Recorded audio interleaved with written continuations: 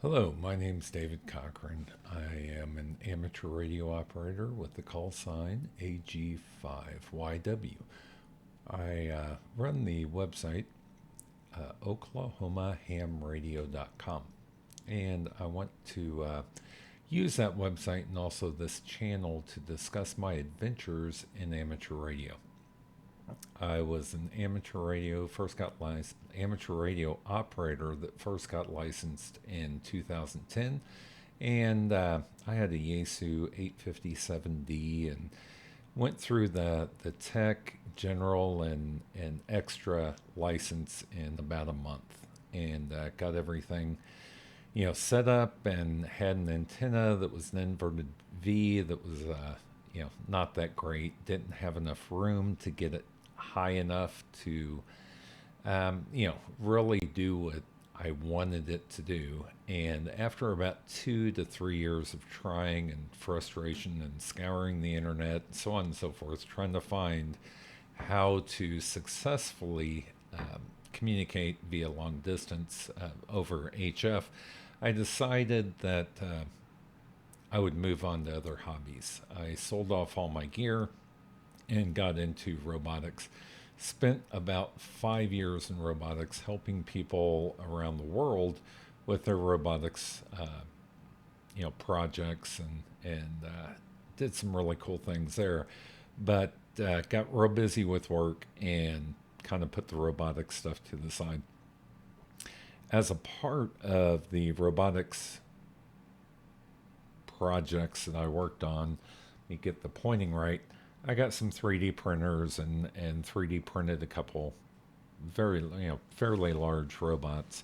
One was the nMove project, and I used some software called Easy Robotics and or Easy Robot.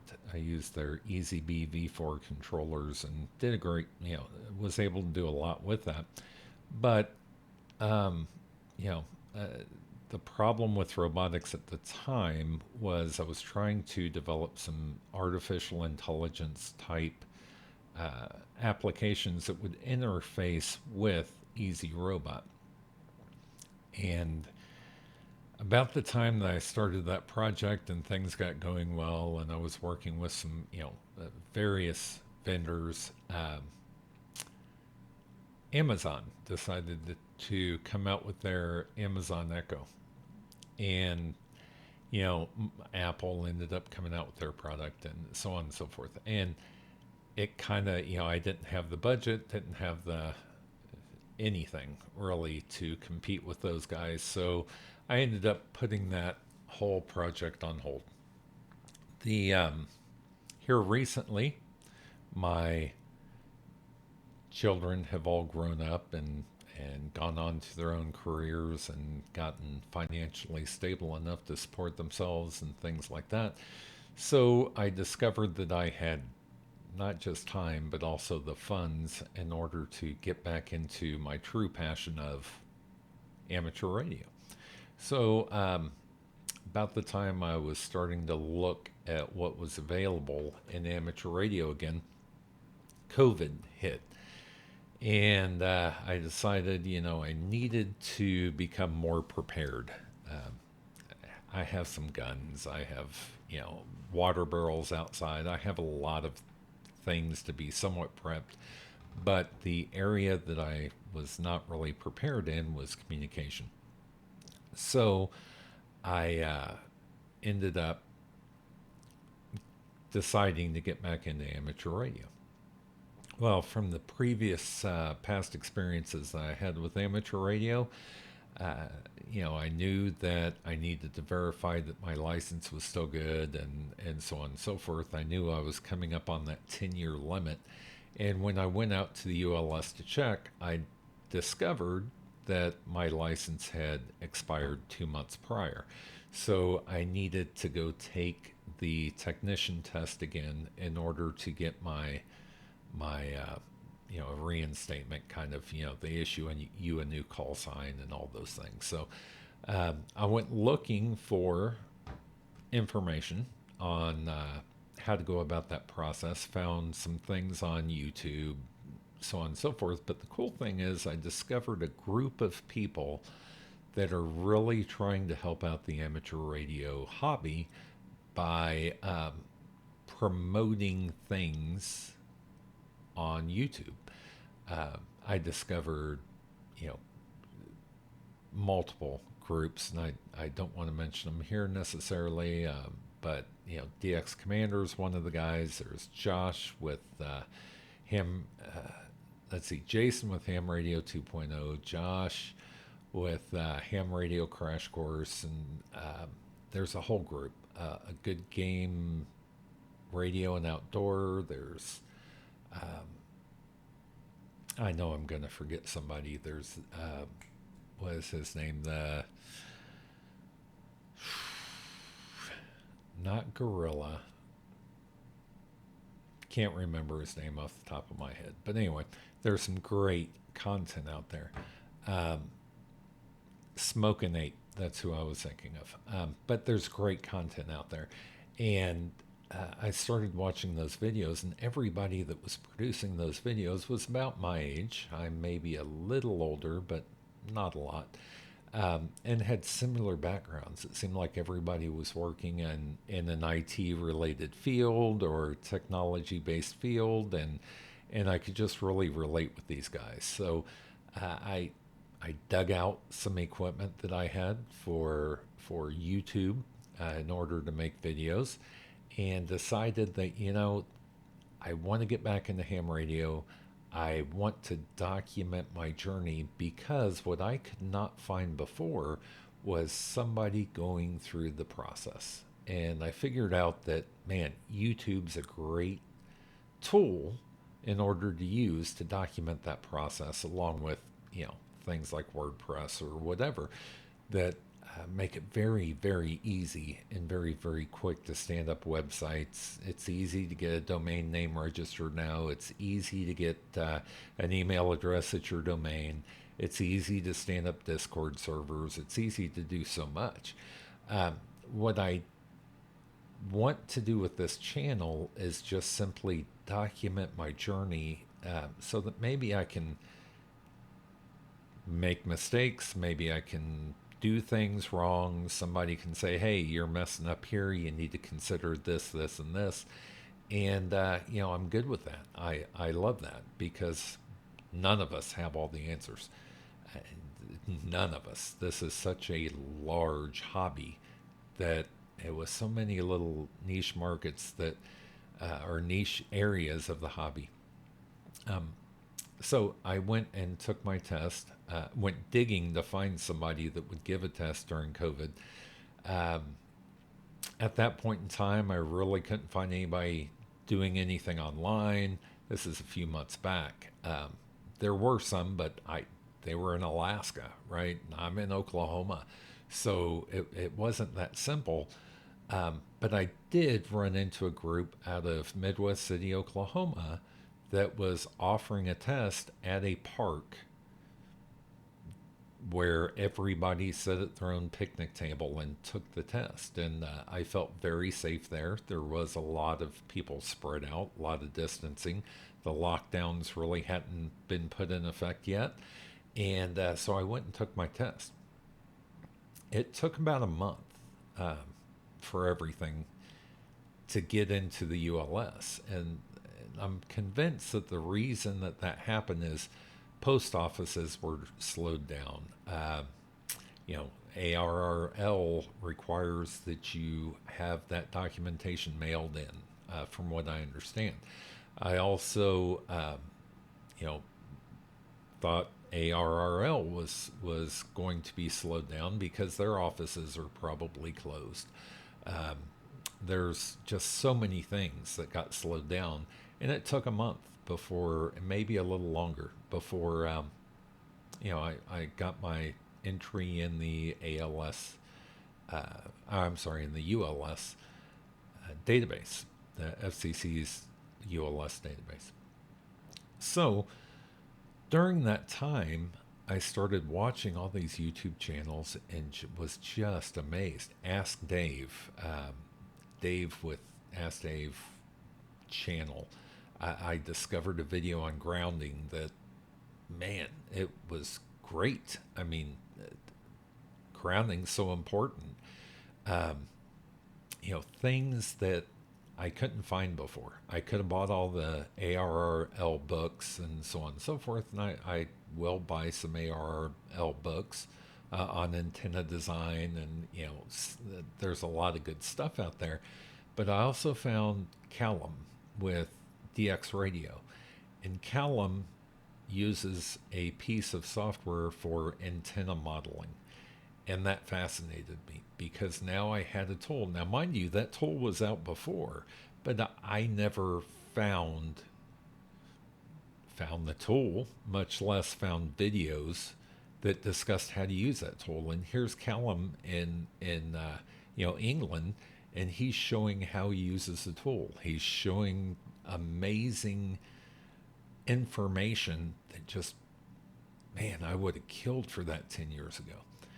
Um, so I watch videos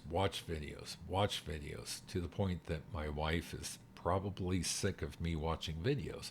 But the fact is, so much information was available. Also, digital mode radio, whether it's DMR or Fusion or D Star or whatever, was was I mean, it took off. It's amazing to me, and I ended up purchasing a Yaesu 70DR, FT70DR. Purchased one of those, and I was using it, but I couldn't get out very far. I switched over to Fusion and hit a Fusion repeater that was probably 15 miles away from here. And man, I was in that repeater immediately, and it was clear, and I mean, blown away by the technology. Now I understand why it works. I understand, you know, it requests retransmissions of bad packets and things like that, which you don't get on analog. Then I discovered that you could use hotspots, and you could tie DMR to Fusion and tie Fusion to D Star, and my mind was just blown that what all you could do now and how far um, the hobby in 10 years has come, even though it doesn't seem like it if you've been involved with it. I also found, software defined radios that were 10 years ago, they were just coming out, and they were expensive, or they were not very usable. The software wasn't great, all that kind of stuff. I want a software defined radio. So, anyway, long and short of it is, I'm fascinated by the technology, I'm fascinated by a lot of it, but it's the YouTube guys that are really doing something, I think, for this hobby. And I want to be a part of that. I want to be part of the encouragement to people so that they can see that they're not the only ones that make mistakes. They're not the only ones that drop an antenna or whatever, right? That put grounding in incorrectly or whatever. I want to go through the journey and document that journey so that others who find this can ride along with that journey and see that, man, it's an amazing hobby. And maybe it will encourage some people to get into the hobby that weren't in there before, or people that are on the fence. My son lives in Dallas. One of my sons lives in Dallas. He's interested in amateur radio. He's talked about getting CB and things like that. And I talked to him a little bit about ham radio and why that's a better option and things like that. But I want to encourage the growth of the hobby.